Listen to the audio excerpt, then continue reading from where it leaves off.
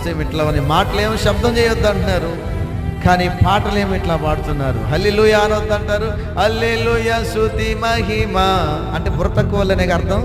స్తోత్రం చెప్పండి. ఈ పాట పాడేవాళ్ళు బుర్ర తక్కువ వాళ్ళే కదా. ఎందుకంటే హల్లెలూయా అనొద్దు అన్నప్పుడు ఆ పాట మనం పాడొద్దు అని అర్థం, అంతేగా.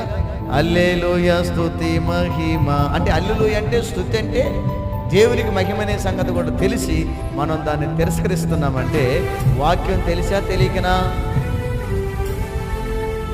తెలిసా తెలియక లేదు బెదరు మా సంఘం క్రమం ఇది, మా సంఘం ఎట్టుండాలంటే కుదరదు. వాక్యం ఎట్టుందో అట్లా నడవాల సంఘం.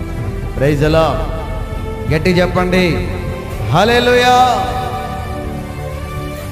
గమనించండి, ఇప్పుడు నేను చెప్పింది వాక్యం లేదా ఏమైనా మాటలు చెప్పుకున్నానా? వాక్యమే కదా. పరిశుద్ధాత్మ దేవుడు వచ్చినప్పుడు శబ్దం ఉండిద్దా, మౌనంగా ఉంటారా? ఇక్కడ ఉన్న వాళ్ళందరూ చెప్పండి, మీరు రాసుకోండి.